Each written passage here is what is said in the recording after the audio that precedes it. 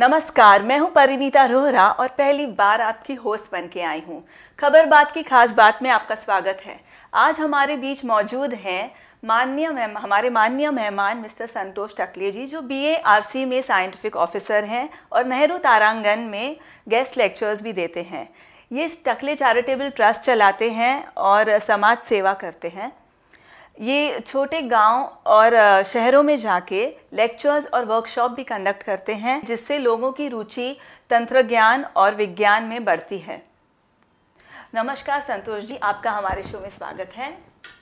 जैसा कि हम सब जानते हैं कि 28 फरवरी को हर साल हम राष्ट्रीय विज्ञान दिन मनाते हैं और इस दिन हमारे ग्रेट वैज्ञानिक सीवी रमन जी ने रमन इफेक्ट का भी खोज किया था। क्या आप हमें बता सकते हैं ये रमन इफेक्ट क्या है और इसका विज्ञान और तंत्र ज्ञान में क्या उपयोग होता है, केवल आम आदमी के जिंदगी में उसका क्या उपयोग होता है? सही बात पूछी आपने। देखिए, ये जो रमन इफेक्ट है या ये जो आविष्कार किया गया था, ये इतना अहम और इम्पॉर्टेंट है कि ये अगले कुछ सदी के लिए भारतवर्ष ने हर जवान या जो भी साइंस एंड टेक्नोलॉजी में कुछ रिसर्च मोटो रखना चाहता है, उसके लिए एक इंस्पिरेशन है। ऐसा मैं क्यों बोल रहा हूँ? क्योंकि जब यह आविष्कार हुआ था, उस आविष्कार की बदौलत 1930 में उनको नोबेल पारितोषिक से नवाजा गया। ये जो नोबेल प्राइज था उनको जब मिला, he was the first Asian, he was the first non white to get the award in Nobel category for the science fraternity. तो इस तरीके का ये जो आविष्कार था, यह आविष्कार सही मायने में एक प्रेरणा है। और जैसे आपने पूछा कि हम बहुत सारी चीजें याद तो रखते हैं, पर उसके पीछे जो बैकग्राउंड होता है उसके बारे में हमको ज्यादा पता नहीं रहता। जैसे रमन इफेक्ट आज है कि हम हर पहलू में देखते हैं, but what is Raman effect अगर किसी को पूछा जाए तो नॉर्मली आपको जवाब मिलेगा कि एक कॉम्प्लेक्स फेनोमेना है, शायद स्कूल या कॉलेज गोइंग बच्चों को समझना थोड़ा मुश्किल होगा, या फिर जो नॉन साइंटिफिक कैटेगरी के हैं उनको समझना मुश्किल होगा। बात ऐसी बिल्कुल नहीं है। अगर मैं आपको पूछूं कि आसमान का कलर नीला क्यों है, या भी जो समुंदर होता है, समुंदर के पानी का कलर वो जो गहरा नीला होता है, डीप ब्लू जिसको हम बोलते हैं, ये क्यों है, तो इसी चीज का एक्सप्लेनेशन जो है वो रामन इफेक्ट हमको देता है। ये तो कॉमन मैन के लिए जो हम बोल रहे हैं वो बात हो गई, बट इंपॉर्टेंट बात ये है कि इसी चीज को अगर हम आगे एक्सटेंड करें तो इसके कई एप्लीकेशंस है। तो उस पॉइंट ऑफ व्यू अगर मैं आपको टेक्निकल टर्म्स में अभी रामन इफेक्ट बताऊं, क्योंकि आप ये जो कॉमन मैन की लैंग्वेज तो समझ गए हैं, तो सिंपल है कि जब लाइट वेव किसी मीडियम में या मॉलिक्यूल के ऊपर से डिफ्लेक्ट होती है, तो उसके वेवलेंथ में, मतलब उसकी तरंग की लंबाई में जो फर्क आता है, उस फर्क को, मतलब फर्क आता है ये ढूंढा गया, और वो फर्क क्यों आता है ये ढूंढा गया, ये रमन इफेक्ट है। तो इस तरीके से ये जो फर्क है, इसने पूरी, मतलब ऐसा आप बोलते हैं कि साइंस एंड टेक्नोलॉजी में एक हलचल मचा दी। और दैट्स द इफेक्ट कि इमीडिएटली 1928 में आविष्कार हुआ और 2 साल बाद इमीडिएटली उनको नोबेल प्राइज से नवाजा गया। ये बहुत कम हुआ। इंपॉर्टेंट बात ये है कि तभी इंडिया इंडिपेंडेंट नहीं था, तो ऐसे बावजूद भी इस चीज को नोट किया गया, सराहा गया और उनको प्राइज से नवाजा गया। सो आप समझ सकते हैं कि कितनी अहम खोज है। बिल्कुल, हमें बहुत गर्व की बात है कि सीवी रमन जी को नोबेल प्राइज मिला था, पुरस्कार मिला था उन दिनों में। तो फिर ये तंत्र ज्ञान और विज्ञान में रमन इफेक्ट की क्या आवश्यकता है, या क्या कैसे उपयोग होता है? देखिए, जैसे कि मैंने बताया कि ये जो हमने बोला कि प्रकाश की तरंग की लंबाई में जो फर्क आता है, ये फर्क जो है, ये फर्क जिस मॉलिक्यूल से ये लाइट बीम डिफ्लेक्ट हो गई उसके प्रॉपर्टीज के बारे में हमको बताता है। तो ऐसे में ये जो चेंज या जो बदलाव है, ये बदलाव रिमार्केबली हमें ये बताता है कि किस मटेरियल से ये डिफ्लेक्ट हुआ, और इस चीज से आगे जाके एक शाखा बनी जिसका नाम है स्पेक्ट्रोस्कोपी। आज आपने भली भांति सुना ही होगा, एक रमन स्पेक्ट्रोस्कोपी नाम की चीज होती है। तो इस फंडामेंटल का इस्तेमाल करके आज बिलियन डॉलर्स के बिजनेस एस्टेब्लिश किए गए। आविष्कार इतना इंपॉर्टेंट था कि 2013 अमेरिकन केमिकल सोसाइटी की तरफ से इसको इंटरनेशनल केमिकल लैंडमार्क के तौर पे घोषित किया गया। तो ऐसे इसके जो इफेक्ट है, आप जैसे कि देख सकते हैं स्क्रीन के ऊपर, ताकि आपको डिटेल में ये डिफेक्ट दिखे। इस इफेक्ट से जो इक्विपमेंट या टेक्निक्स एस्टेब्लिश हुए, इन टेक्निक्स को फिंगरप्रिंटिंग द यूनिवर्स कहा जाता है। मतलब आज अगर मेरे पास एक पैटर्न है कि एक पर्टिकुलर वेव या लाइट बीम मेरे, भले वो केमिकल हो, केमिकल कोई सब्सटेंस हो या कोई मटेरियल हो या कोई एक्सप्लोजिव सब्सटेंस हो या कोई ड्रग्स, कोकेन हो या आपके बॉडी के टिश्यूज हो, उनका एक पैटर्न है। वो पैटर्न अगर हमको मिल रहा है तो वो ये फॉर्म का मटेरियल है। मतलब मैं ये बोल रहा हूं कि इस इफेक्ट का इस्तेमाल करके अगर जो डिवाइसेस बने, इनको रमन स्कैनर बोला जाता है, वजन अंदाज से 1/3 किलो का होता है। मतलब 300-350 ग्राम का एक स्कैनर है। उस स्कैनर से आप राह चलते किसी भी आदमी के बैग में क्या है ये ढूंढ सकते हो। आप समझ सकते हो एयरपोर्ट जैसी सिक्योरिटी प्रोन एरिया में इस चीज का कितना इस्तेमाल हो सकता है। और जब हमने ये बात छेड़ी है कि ये science and technology, security, safety और नेशनल जो क्लासिफाइड एरियाज है वहां पे एप्लीकेशन आ गया, तो इंजीनियरिंग सर्विसेज में इसका इस्तेमाल है, क्योंकि मटेरियल्स की खोज की जा रही है तो मटेरियल्स को ढूंढना भी है।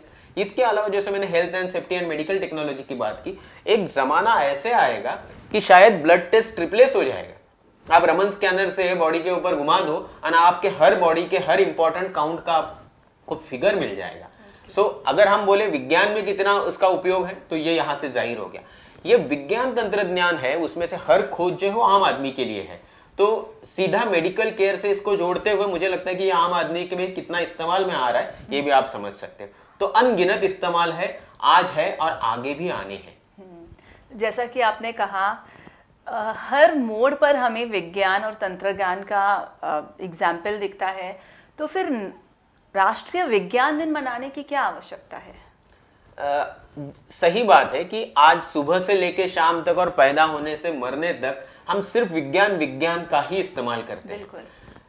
बट यहाँ एक चीज हम जरूर महसूस करते हैं कि सुबह, मतलब मैं नॉर्मली स्कूल कॉलेजेस में जब लेक्चर्स लेता हूं तो मैं ये बात दोहराता हूं कि सपोज आज आप कुछ समय संस्कार शिविर के लिए या कैंप के लिए आए हैं, आपको हल्की सी चोट लग गई तो आप कहाँ जाओगे? किसी धर्म स्थल में, मंदिर, मस्जिद, गुरुद्वारा जाओगे कि कहीं और? तो बच्चे इमीडिएटली बोल देते नहीं sir, will run to the doctor, किसी क्लिनिक में जाके हम हमारा इलाज करेंगे। इसी तरीके से जब हम बोलते हैं कि भाई आप बड़े हो गए, आपको कोई बड़ी बीमारी हो गई, हार्ट से रिलेटेड है, आपके किडनी से related, anything, whether it's a cancer, heart transplant, anything, आप कहाँ जाओगे? आप जाओगे इसी धर्म स्थलों में या आप जाओगे किसी टेक्निकल, मतलब टेक्निकली साउंड साइंटिफिक आदमी से जो मेडिकल प्रोफेशन से बिलोंग करता है? आंसर अगर फिर से आपको यही मिलेगा कि they will run to the medical professional who is a part of science and technology. मतलब बात यही है कि हम जिंदगी भर हर पहलू में साइंस एंड टेक्नोलॉजी का इस्तेमाल करते हैं, बट जब कुछ अनएक्सप्लेन्ड चीज की प्रेजेंट स्टेट में स्टेज आती है तो हम कुछ और कर बैठते हैं। ऐसे में आपको यह जरूर महसूस होगा कि ये राष्ट्रीय विज्ञान दिन है, इसको मनाने की बहुत आवश्यकता है, क्योंकि इससे हमको जो एप्लीकेशन हम दिन रात साइंस एंड टेक्नोलॉजी के यूज करते हैं, ये एप्लीकेशंस का हम सही मायने में प्रोपेगेशन कर रहे हैं क्या? उसके पीछे जो वैज्ञानिक सोच है क्या हम वो अपने में इंप्लीमेंट कर रहे हैं? जो नए नए आविष्कार हो रहे हैं क्या हम उसको बढ़ावा और प्रमोशन और उसका प्रोपेगेंडा कर रहे हैं क्या? इसके अलावा सारी कम्युनिटी को साथ लेके हम साइंटिफिक अवेयरनेस फैला रहे हैं क्या? जो नए नए आविष्कार हुए उसके शोकेस या उसका डिस्प्ले का एक मौका है। जिनको नए नए सोच में कुछ डाउट्स आ रहे हैं उनके लिए एक प्लेटफॉर्म है कि वो इस ओकेजन का फायदा उठाते हुए कुछ सीनियर साइंटिस्ट लोगों से इंटरेक्शन करें। इस तरीके के अनगिनत पहलू है जो हमें मजबूर कर देते हैं कि हम ये दिन सेलिब्रेट करें नेशनल साइंस डे के तौर पे, और जो इतनी इंपॉर्टेंट डिस्कवरी की गई थी इसको हम लोग फिर से डिस्प्ले करें, उसको हम महसूस करें, उससे इंस्पिरेशन ड्रॉ करें। इस तरीके की ये सोच। बिल्कुल। और हर साल इस दिन के लिए कोई थीम निर्धारित की जाती है, तो इस साल की थीम के बारे में आप हमें कुछ बता सकते हैं? ये थीम जो है, आज आप जानते हैं कि दुनिया इतनी बड़ी हो चुकी है, उसी तरीके से विज्ञान और तंत्रज्ञान की ये शाखा भी काफी फैली हुई है। मैंने जो ऑब्जेक्टिव्स आपको साइंस डे सेलिब्रेशंस के बताए उसको अगर आप ध्यान में रखेंगे तो इट्स इम्पॉसिबल टू एड्रेस ये एक छोटे से दिन में 24 घंटे के टाइम में कहीं भी कितनी भी एक्टिविटी हो, सारी चीजों को एड्रेस नहीं किया जा सकता। तो ऐसे में शायद जो इंपॉर्टेंट उस पीरियड के लिए, उस एरा के लिए, उस दिनों के लिए महत्वपूर्ण है, उस पर्टिकुलर लाइन को लेते हुए उसको प्रोपेगेट किया जाता है।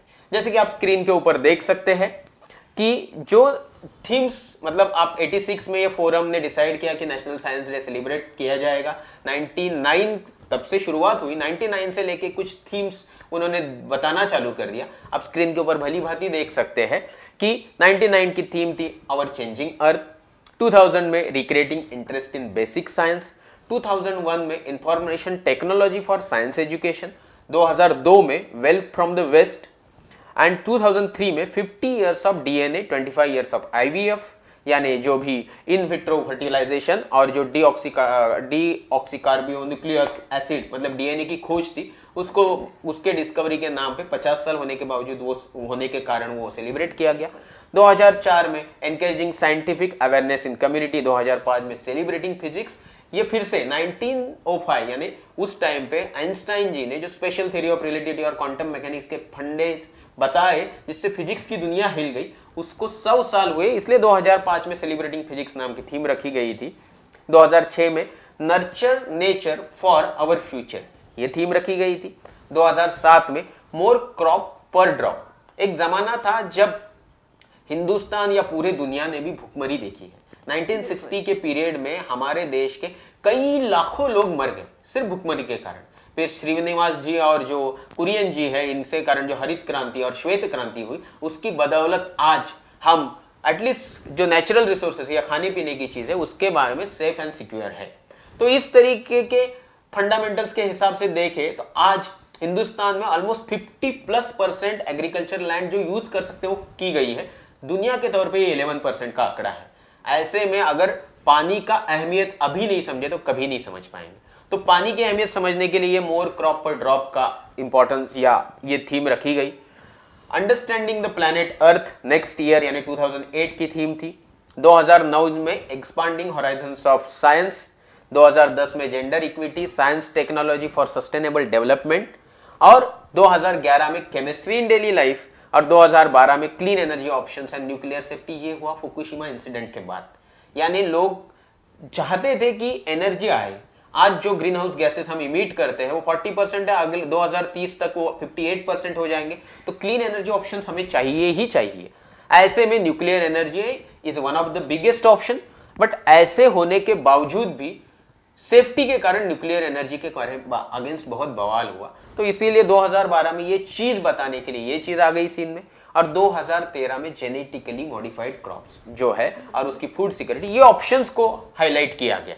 अभी रही 2014 की बात, तो जो मेरे इंटरेस्ट का टॉपिक है शायद उसके लिए आज हम यहाँ बैठे। और नेशनल साइंस डे भी उसी के लिए सेलिब्रेट किया जाता है। वो है फोस्टरिंग साइंटिफिक टेम्पर, यानी वैज्ञानिक सोच को बढ़ावा देना। ये क्या होता है doctor Santosh ji, scientific temper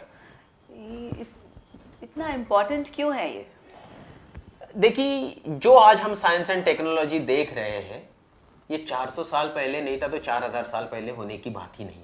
मतलब आप ऐसा बोल सकते हैं science is a knowledge base, technology is application. तो एप्लीकेशन के लिए वो फंडामेंटल्स को, नेचर्स के लॉ को समझना बहुत जरूरी है।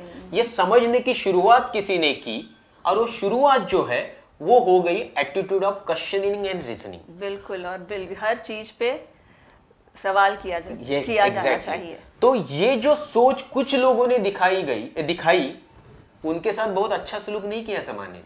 आप समझ सकते हैं कि ये एटीट्यूड ऑफ क्वेश्चनिंग एंड जो रीजनिंग है इसने जमाने को बदल दिया, एक नया आयाम दे दिया। बट उनके साथ बहुत ज्यादती हुई। बिल्कुल, जब कोई नई चीज चालू होती है तब थोड़ा बहुत तो हड़बड़ाहट हो ही जाती है। मैं सॉरी, आपको आपकी बात को समझते हुए मैं बोला थोड़ी बहुत नहीं, 180 डिग्री टर्नआउट होता है पब्लिक का। जिनके लिए सब कुछ किया जाता है उनको ये समझ नहीं आता है कि जो हो रहा है वो भले के लिए हो, क्योंकि कॉमन मैन सोच जो होती है वो सुपरफिशियल, सरफेस पे जो दिखता है उसी के बेस्ट होती है। तो जैसे कि साइंटिफिक टेम्पर की बात निकली तो डेफिनेशन यही है कि it's attitude of questioning and reasoning, ये हो गया। बट अगर मैं डीपर एस्पेक्ट पे जाऊं तो शायद आप इस चीज को सहज ही समझोगे, सब ऑडियंस भी समझ सकता है कि ये सिर्फ साइंटिफिक टेम्पर है।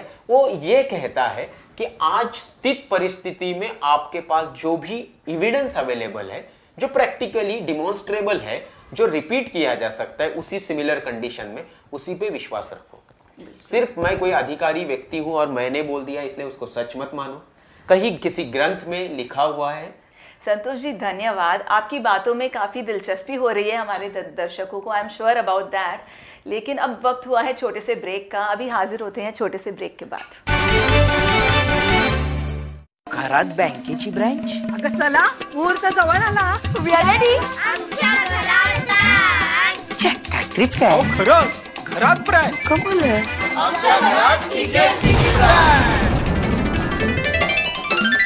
आता TGS बीतलं खातं तुम्ही इंटरनेट आणि मोबाईल वापरून घरातूनच ऑपरेट करू शकता. कारण आता आपली TGSP मध्ये सुद्धा आहे इंटरनेट बँकिंग, SMS आणि RTGS NEFT सेवा. अरे वा, आता बँकिंग इज नो टेन्शन.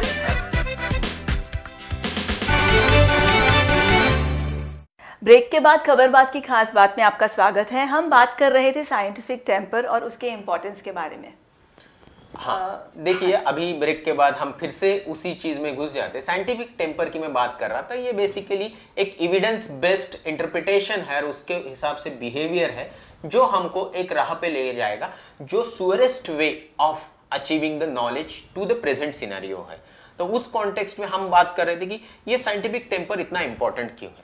देखिए, जिस जमाने में 13.7 बिलियन साल पहले इस यूनिवर्स की शुरुआत हुई to the best available documentive evidence, उसके बाद अगर हम करें तो इंसानी आयु कुछ ज्यादा नहीं है. 25-1 लाख से है हम लोग यहाँ पे. पिछले 4-5 हजार साल से हम सुसंस्कृत और सभ्य तरीके का जीवन जीने की कोशिश कर रहे हैं. ऐसे कैसे करते करते साइंस एंड टेक्नोलॉजी का ये जो लाइट सोर्स है यानी गाइडिंग पोल स्टार है, ये हमको 400 साल पहले मिला. और आप जब इतिहास में घुस के देखेंगे तो आपको ये जरूर महसूस होगा कि जब से ये सोर्स हमको मिला, ये गाइड हमको मिला है, तब से हमारे जीवन में बहुत बदलाव आया है. तो संतोष जी, आपको नहीं लगता कि केवल लोगों को यह मानना मंजूर नहीं है कि सिर्फ साइंटिफिक टेम्पर या विज्ञान और तंत्र ज्ञान के नॉलेज से ही हमारा विकास हो सकता है? इसमें धर्म मजहब की कोई जरूरत नहीं है? मैं आपको यहाँ पे एक चीज बताना चाहूंगा कि इस टॉपिक में हम आएंगे. साइंटिफिक टेम्पर इंपॉर्टेंट क्यों है और उसने जमाने को क्या दिया, इसको मैं जस्ट थोड़ा सा समराइज करना चाहूंगा. देखिए, साइंटिफिक टेम्पर ने इंसान को अगर सबसे इंपॉर्टेंट चीज कुछ दी है तो उसकी सोच बदली. मतलब मैं अगर आपको बोलूं कि उसने ये बताया कि जो भी दुनिया में हैपनिंग है वो हर हैपनिंग का देयर इज सम रीजन. ये बहुत अहम है. जब ये सोच आई तभी से बदलाव आया. नहीं तो इसके पहले इंसान बहुत ही अलग तरीके से जी रहा था जो किसी भी तरीके से एनिमल किंगडम से अलग नहीं था. जैसी ये सोच आई कि there is reason behind each and every happening, second thought process और basic parameter of the scientific temper है कि ये जो रीजन है वो इंसान ढूंढ सकता है इमीडिएट इंस्टेंटेनियसली. आज के जो रिसोर्सेस अवेलेबल है उनके मदद से शायद रीजन को ढूंढा नहीं जा सकता, बट आगे जाके ये रीजन जो है वो कैसे मिलेगा इसका एक तरीका बताया जा सकता है. चौथी चीज है जो मैं फिर से रिइटरेट करना चाहूंगा, दिस इज द स्यूरेस्ट, मतलब ये सबसे खातिरी लायक तरीका है ज्ञान पाने का. और ये जैसे ही इंसान को समझ में आया, आप समझ सकते हो कि बदलाव आने लगा. आप बात करो पाइथागोरस की, आप बात करो अरिस्टार्कस की, या आप बात करो एराटोथेनस की, आप बात करो गैलीलियो की, आप बात करो कोपरनिकस की, न्यूटन की, केपलर की, किसी की भी, सीवी रमन की बात करो या चंद्रशेखर की बात करो, ये सारे लोग जो है इसी सोच पे चल रहे हैं.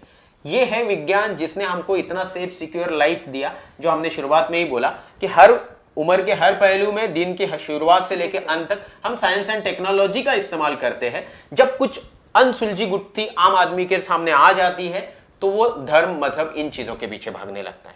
आप मुझे सही मायने में बताइए कि ये जो धर्म है ये पहले से है, जब इंसान ना समझ था तब से है. साइंस एंड टेक्नोलॉजी इंसान जैसे समझदार बनने लगा तब से आने लगी. तो आज हमारे पास जो साइंस है और रिलीजन है, अगर रिलीजन की जरूरत होती, रिलीजन इंसान को इथिकल बनाता, तो इतने अत्याचार, अन्याय और इनजस्टिस जो हम सोसाइटी में देख रहे हैं वो क्यों है? अगर होता, मतलब अगर इसका बेस वो होता, उससे वो आउटपुट निकलता था, तो इसकी जरूरत ही नहीं थी. आइए साइंस एंड टेक्नोलॉजी पे मैं सिंपल एक आपके समझ में आए इसलिए बता दूं कि साइंटिफिक टेम्पर जो है ये इंडियन कॉन्स्टिट्यूशन का हिस्सा है. Article 51A fundamental duties of every Indian citizen ये बताता है कि आपको साइंटिफिक टेम्पर डेवलप करना है, इनकलकेट करना है. रिलीजन का फ्रीडम दिया है, बट रिलीजन बढ़ाना है ऐसा कहीं नहीं लिखा है. साइंटिफिक टेम्पर के बारे में स्पेशली लिखाया गया है क्योंकि ये अपने समाज को बहुत आगे लेके जाएगा. आज यूरोप की डेवलपमेंट जो है वो पिछले 400 साल में हुई है. हिंदुस्तान 60-70 साल हो गए इंडिपेंडेंस को, आज हम वही अटके हुए हैं, धर्म मजहब भगवान इनमें अटके हुए हैं. आप मुझे बताओ कि सपोज मैं हर धर्म स्थल को एक हॉस्पिटल से, एक स्कूल से, एक अच्छी शिक्षा देने वाले और नैतिक नागरिक बनाने वाले जगह में परिवर्तित करूं तो आपको कोई ऐतराज है? क्या ऑडियंस को कुछ ऐतराज होगा? क्या इससे अच्छा समाज नहीं आएगा? हम अगर देखें तो हॉस्पिटल्स और स्कूल्स में भी मूर्ति रखी जाती है, तो वो हमारा वो हिस्सा वो रहने ही वाला है। इलाज तो डॉक्टर तो करता हम जी बिल्कुल, इलाज तो डॉक्टर करता है, लेकिन जो फेथ है, जो विश्वास है, वो कहाँ से आता है? ये तो कंट्रोवर्सी चलती ही रहेगी हमेशा। आप और हम में नहीं है ये कंट्रोवर्सी, हम एक्टिविटीज पे आ सकते हैं कि तो मैं सिर्फ नहीं, फिर भी मैं आपसे जानना चाहूंगी कि हम कैसी एक्टिविटीज आयोजित कर सकते हैं, स्पेशली हमारे ग्रामीण क्षेत्र में, जहां पर हमारा भारत काफी पीछे है। नहीं, जहां तक भारत या developing country, third world Nations की हम बात करें, विज्ञान और तंत्रज्ञान की जो सोच है, साइंटिफिक टेम्पर है, इन लोगों में पहुंचा नहीं। इसका कारण है कि जो रेनेसांस पीरियड देखा यूरोप ने, वो हमारे लोगों ने देखा नहीं। तो ऐसे में ये बहुत ही अहम मुद्दा है कि वो सोच, अगर बदलाव लाना है सोच में, तो सिर्फ कॉन्स्टिट्यूशन में डालने से या 4 लोगों ने उसको बताने से, ये साइंस के एप्लीकेशन का यूज करने से नहीं होगा। बात सही है। इसके लिए हमें कुछ एक्टिविटी कंडक्ट करनी जाएंगी, जिसका एक जरिया है national science day. National science day पे नॉर्मली एनजीओज और बाकी जो रिलेटेड ऑर्गेनाइजेशन है वो ये करते हैं कि नॉर्मली वो लोग साइंस एग्जीबिशन रखेंगे, एलोकेशन कंपटीशन, एसे कंपटीशन, पोस्टर कंपटीशन, सम कंपटीशंस जो बच्चों को उसमें इन्वॉल्व करे, उनमें साइंस की रुचि लाए, इस हद तक होता है। बट आप देखिए कि हमारा स्कूलिंग आजकल जॉब ओरिएंटेड ज्यादा है, और जॉब ओरिएंटेड होने के कारण ना हम हमेशा पढ़ाई लिखाई में भी सिर्फ एक कॉन्सेंट्रेटेड अप्रोच रखते हैं। साइंस सीखते हैं, साइंस का इस्तेमाल करते हैं, साइंटिफिक टेम्पर होता नहीं है हम लोगों में। तो ऐसे में मुझे ऐसा लगता है कि जो रिफॉर्मेटिव टॉक्स है, मतलब जो विज्ञान और जो सोशल सुधारणाएं हैं उनके बारे में हमें रूबरू करवाए, ऐसे कुछ टॉक्स रखने चाहिए, जो मैं करता हूं। मैं 450 लेक्चर लेके ऑलमोस्ट 1 लाख लोगों को एड्रेस किया। बट मेरी शुरुआत कुछ ऐसे ही एक टॉक से हुई थी। जब मैं सुना, समझा, मुझे ऐसा लगा कि मेरी सोच में बदलाव की जरूरत है। तो उस तरीके से अगर हम बात करें तो आप देख सकते हैं कि साइंस बेस्ड एजुकेशन, इस साइंस बेस्ड एजुकेशन में एक चीज बहुत अहम है कि knowledge comes but the wisdom lingers, ऐसी एक कहावत है। तो ये साइंस बेस्ड जो एजुकेशन है, इसमें नॉलेज के साथ वो विजडम भी आना चाहिए, कॉमन सेंस भी डेवलप होना चाहिए। तो इस तरीके कुछ एक्टिविटी और कॉन्स्टिट्यूशनल ड्यूटी जो है उसको बढ़ावा मिले कि साइंटिफिक टेम्पर डेवलप करना इंडिविजुअल लेवल पे क्यों जरूरी, क्योंकि 121 करोड़ की हमारी आबादी है, तो इंडिविजुअल लेवल पे हमको कंट्रीब्यूशन देना पड़ेगा। इसके लिए हमें, मतलब बोलते हैं ना, विचार करो, आचार करो और प्रचार करो। तो मतलब हमें उसके साइंटिफिक टेम्पर के बारे में सोचना होगा, समझना होगा, बढ़ावा देना होगा। उसके लिए जैसे मैं बोल रहा था कि साइंस क्लब्स फॉर्म किए जा सकते हैं, साइंस सेंटर्स को विजिट दिया जा सकता है। इसके अलावा स्कूल कॉलेज के बच्चों को नेचर पार्क या सेक पार्क या बर्ड सेंचुरी में लेके जाके नेचर के साथ रूबरू करके उसका साइंस एंड टेक्नोलॉजी के साथ कनेक्टिविटी दिखाते हुए ये दिखाना बहुत जरूरी है कि साइंटिस्ट और वैज्ञानिक एवं समाज सुधारकों ने किस तरीके से इन चीजों को जोड़ा, जो आज ह्यूमन सभ्यता का एक अहम हिस्सा बन चुका है। और उसके कारण एक नई दिशा हमारे समाज को मिल रही है, जिसमें कहीं भी अनइथिकल या फिर जो रिलीजियस बेस्ड फीलिंग्स है, इसका कहीं कोई स्थान नहीं है। तो इस तरीके की अगर हम सोच रखें, उसको बढ़ावा दें, तो समाज में कहीं ये वैज्ञानिक दृष्टिकोण है उसको बढ़ावा मिलेगा। ओके, तो राष्ट्रीय विज्ञान दिन के लिए 2014 में आप कोई खास उद्देश्य देना चाहते हैं हमारे दर्शकों को? या fostering scientific temper, of course, मतलब ये तो थीम है जो देश के बहुत जाने माने इसके अलावा कोई और? इसके अलावा तो मैं अपनी नम्रता से यही कहना चाहूंगा कि मैं बहुत छोटा आदमी हूं कि ये बताऊं या मैसेज दूं, बट सजेशन जरूर देना चाहूंगा। मेरे सजेशन तो यही है कि we have to respect Indian constitution, that is the most predominant holy book आज की डेट पे हमारे हिंदुस्तान के लिए है, जो बहुत ही सोशल, रिफॉर्मेटिव और साइंटिफिक सोच वाले लोगों ने बनाया है। इसके तहत हमको साइंटिफिक टेम्पर को बढ़ावा देना है। यह समझना है कि scientific temper is a temper of free man. अगर ये मैं कहूं तो उसके हिसाब से हमें हर सुपरस्टिशियंस, रिलीजियस रिचुअल्स जो है, कर्मकांड जो है, रूढ़ी परंपरा, इनको भगा देना चाहिए अपनी जिंदगी से। और ये सब करने के लिए मैं अपना तो कोई मैसेज नहीं देना चाहूंगा, मैं सिर्फ इतना ही कहना चाहूंगा, इस तरीके के सोच वाले लोगों से आप जुड़े रहे। हमारी कुछ आपको मदद हो सकती है तो हमें बताएं। बट मैं यहाँ पे दोहराना चाहूंगा मैसेज जो हमारे प्रिय पंडित जी ने दिया था, जो हमारे फर्स्ट प्राइम मिनिस्टर थे। उनके हिसाब से साइंस अलोन, मतलब एक विज्ञान अकेला ही ऐसा है जो प्रॉब्लम्स, मतलब कोई भी प्रॉब्लम्स हो, स्क्रीन पे आप देख सकते हैं, इंग्लिश इंटरप्रिटेशन इसका है कि जो भी प्रॉब्लम्स, जो भी समस्या या भूख, गरीबी, इनसैनिटेशन, अस्वच्छता, निरक्षरता, अंधश्रद्धा एवं डेडनिंग कस्टम्स, मतलब जो भी रूढ़ी परंपरा है जो इस समाज के लिए घातक है, इन सबसे छुटकारा पाने का अहम जरिया है साइंस। आज सबसे अमीर रिसोर्सेज से रिच कंट्री के लोग भुखमरी से मर रहे, तो इससे भी छूट पाने का तरीका है, इससे भी बचने का तरीका है साइंस। तो ऐसे में जब कौन इग्नोर कर सकता है कि साइंस एंड टेक्नोलॉजी को एट एवरी टर्न, जैसे शुरुआत में ही परिणीता जी ने कहा कि हर मौके पे, हर दिन, हर सुबह, हर पल हम साइंस एंड टेक्नोलॉजी का इस्तेमाल करते हैं, तो हमें उसके प्रति इतनी तो रिस्पेक्ट रखनी होगी कि हमें साइंटिफिक टेम्पर लाना ही होगा अपने जीवन में। मुझे भी यही कहना था, यही मैसेज है। संतोष जी, आप हमारे स्टूडियो में आए उसके लिए बहुत बहुत धन्यवाद। हमारे दर्शकों को बहुत ही अच्छा लगा और वो साइंटिफिक टेम्पर जरूर डेवलप कर चुके होंगे। मैं आपका तहे दिल से शुक्रिया अदा करती हूँ कि आप हमारे स्टूडियो में आए। धन्यवाद। धन्यवाद परिंदा जी। मैं भी दर्शकों को 2014 के राष्ट्रीय विज्ञान दिवस की शुभकामनाएं देना चाहूँगा। धन्यवाद। आपको हमारे प्रोग्राम के बारे में कोई सूचना या जानकारी लेनी हो तो आप हमें इस पते पर कांटेक्ट कर सकते हैं। हमारा पता है। दोस्तों, हम इंटरनेट के माध्यम से जुड़े रह सकते हैं। हमारा ईमेल एड्रेस है khabarbaat@live.in। फेसबुक पे हम मिल सकते हैं facebook.com/khabarbaat। यूट्यूब पे हम मिल सकते हैं youtube.com/UNBSuman। हमारा मोबाइल नंबर है 9869009449।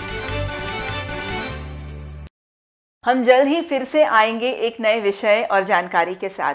तब तक के लिए मैं आपसे आज्ञा चाहूंगी। आपकी होस्ट और दोस्त परिणीता रोहरा।